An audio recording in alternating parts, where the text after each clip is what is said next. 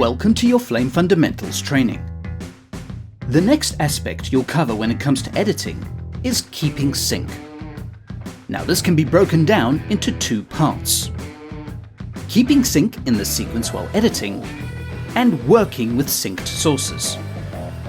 So you'll cover how to keep the tracks in sync while editing, and then you'll examine the various aspects of working with synced media, which includes creating and deleting sync groups, and resyncing or resetting sync groups if necessary.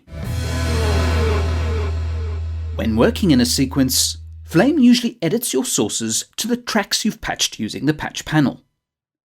However, there are plenty of times that only editing to one track can throw the entire sequence out of sync.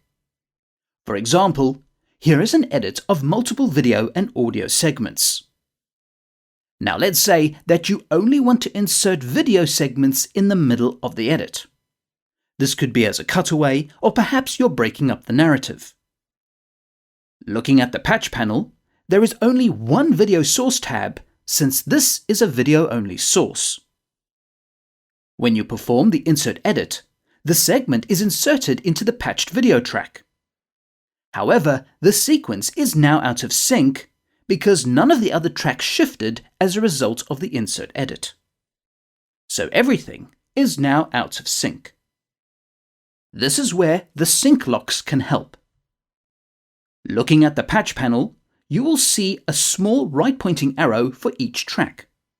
You can click them individually, or press Shift and click the video tracks, and then click the audio tracks. If you undo the previous edit and perform the insert edit again, Flame will insert gap segments across all the tracks to maintain the sync of the sequence. Having this on when you first start assembling an edit is very helpful to keep overall sync. As you start refining your edit, you might want to turn them off to avoid creating unnecessary gaps in the sequence. The other aspect of sync is working with synchronized video and audio sources. This is common in all types of production, and they usually present themselves in one of two ways. Either the video and audio sources are separate files, or they have been captured into a single media file. So you can import media as a sync group if it was captured that way.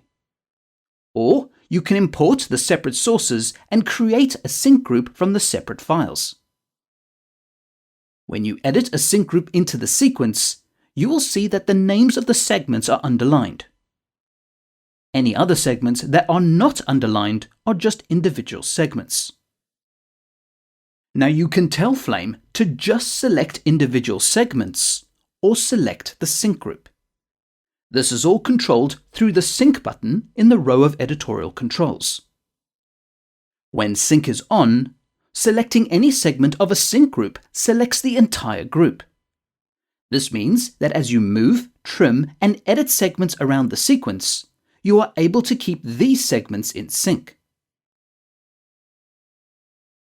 If sync is off, you can select the individual segments of the sync group and make adjustments. This can be handy for doing offset trimming. The segments are still part of the sync group, and if you re-enable sync and reselect them, it will select the entire sync group.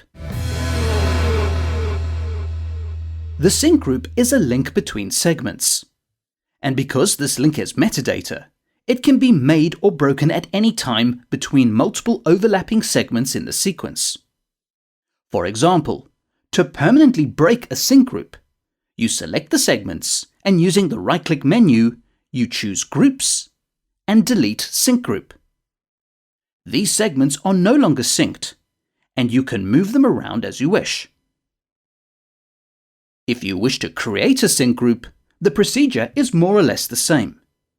You can select your separate video and audio segments, and via the right-click menu, you choose Groups and Create Sync Group.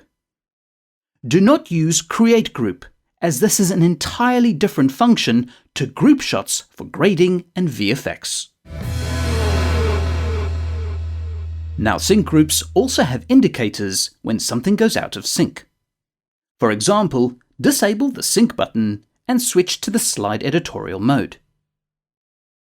When you slide one of the segments down the edit, the sync indicators appear, telling you by how many frames the segments are out of sync. At this point, you can do a number of things. You could move the video or audio segments back in sync with each other, or you could slip either segments to correct the offset. Flame also has a resync function to make this easy. Select the audio segments with the indicators and call up the context menu. Choose Groups, followed by Fix Sync Group Offset. This slips the audio by the correct number of frames to pull it back in sync with the video segment. Another common issue is when you have a sync group where the sound is out of sync from the video.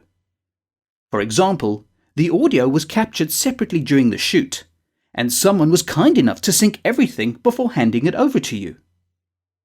Now the sync group thinks it's in sync, but watching and listening, you can see that the sync is out. To fix this, you would disable the sync in the sequence and slip the audio or the video until it is properly in sync. Of course, the sync indicators will tell you that the audio is out of sync. To define this as the new sync between the segments, select them and bring up the context menu. Choose Groups and set Sync Group Offset. This resets the sync connection in the sync group, and the video and audio segments are now considered in sync. Please move on to the next video, and don't forget to like and subscribe to the Flame Learning channel. Thanks for watching.